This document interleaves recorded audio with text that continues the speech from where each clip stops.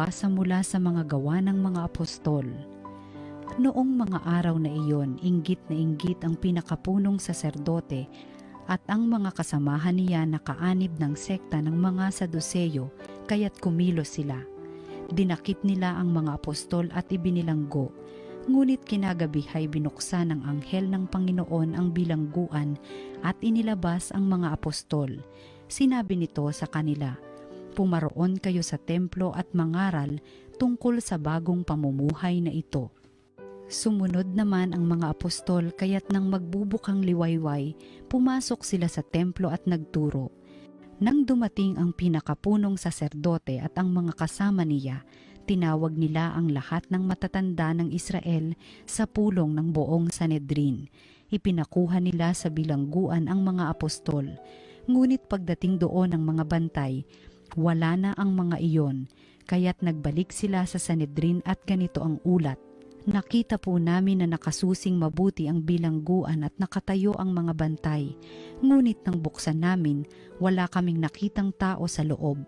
Nabahala ang mga punong saserdote at ang kapitan ng mga bantay sa templo nang marinig ito, at di nila maubos maisip kung ano ang nangyari sa mga apostol. Ngunit may dumating at nagbalita sa kanila, "Ang mga lalaking ikinulong ninyo ay naroon sa templo't nagtuturo sa mga tao." Kaya't ang kapitan ay pumunta sa templo, kasama ang kanyang mga tauhan. Isinama nila ang mga apostol, ngunit hindi gumamit ng dahas dahil sa pangambang sila'y batuhin ng mga tao. Ang salita ng Diyos.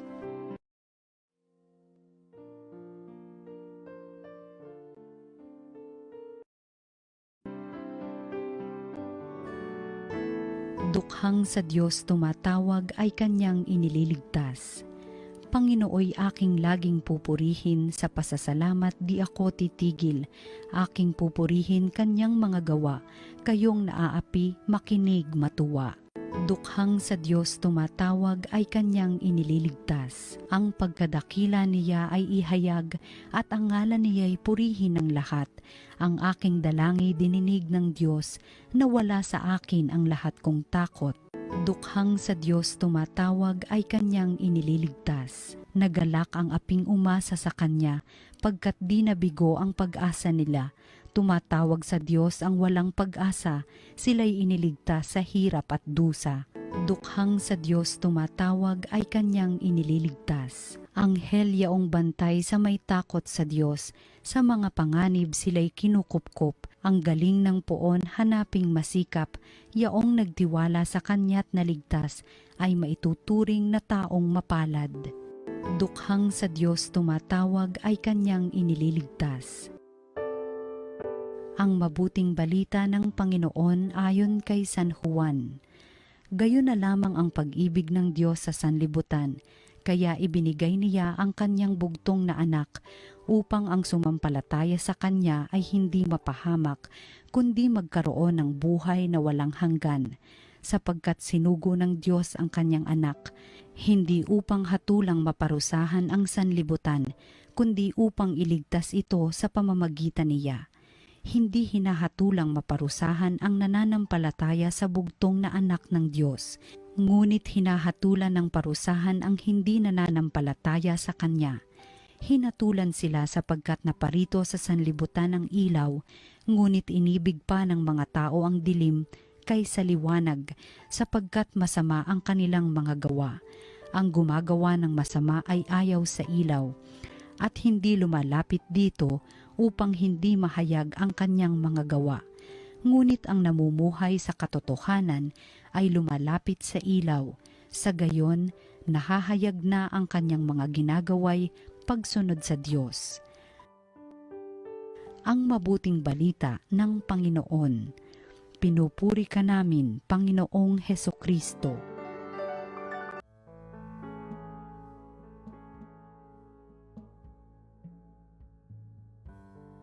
Magandang araw po sa inyong lahat, higit lalo po sa inyong mga taga-subaybay ng Salita ng Diyos, Salita ng Buhay. Mga kapatid, isang bagay po na hindi alam ng marami tungkol sa akin, fan po ako ng isang sikat na football player. Kung di nyo na po matatanong, fan po ako ni Lionel Messi. Kaya naman po mga kapatid, sa totoo lang, pinag-iipunan ko po yung kanyang mga jersey kasi di rin biro ang presyo ng mga ito.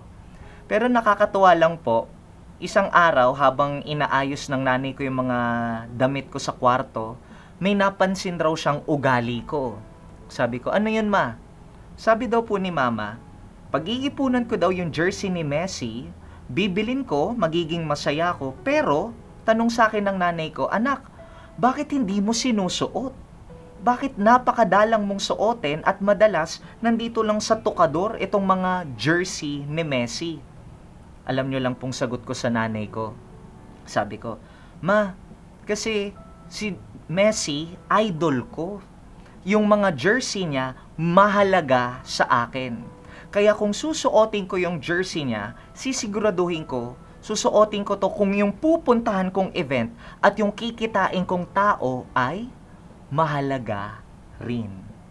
Dahil mahalaga sa akin yung jersey ni Messi, sisiguraduhin ko pag susuotin ko, pag gagamitin ko to, mahalagang event din yung aking pupuntahan, mahalagang tao rin yung aking kikitain. Bakit ko po ito kinikwento sa inyo? Mga kapatid, ang ebanghelyo po natin sa araw na ito, ang pakiwari ko po, pinakasikat na Bible verse. Pinakasikat, pinakasabihin na po natin, pinakaalam ng maraming tao na Bible verse. Ano po ito?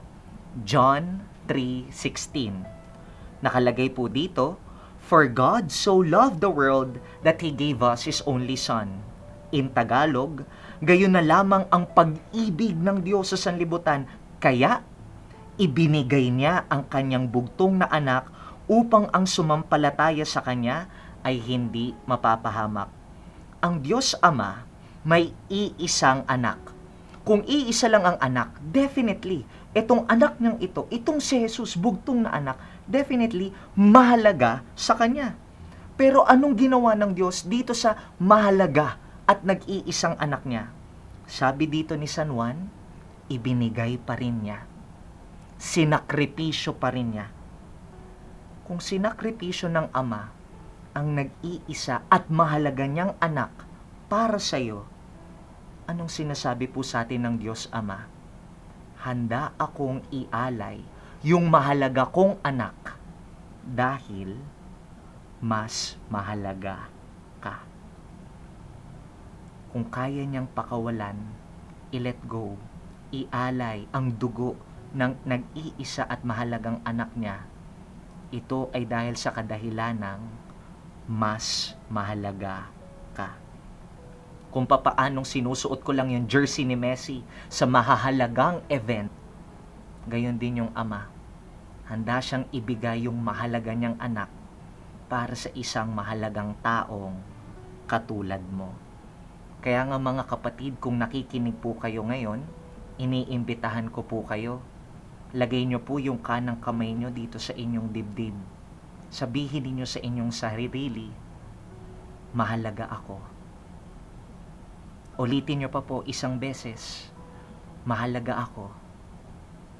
At ngayon po, ikatlo, ipikit niyo pa po mata ninyo, sa sarili ninyo sasabihin, mahalaga ako.